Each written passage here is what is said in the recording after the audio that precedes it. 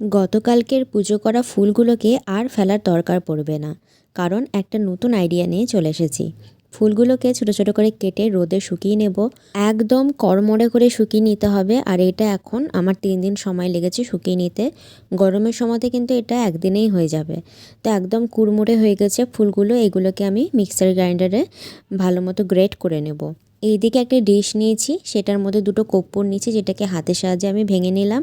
আর এই গুঁড়ো করা ফুলগুলোকে এগুলোর মধ্যে দিয়ে দিলাম।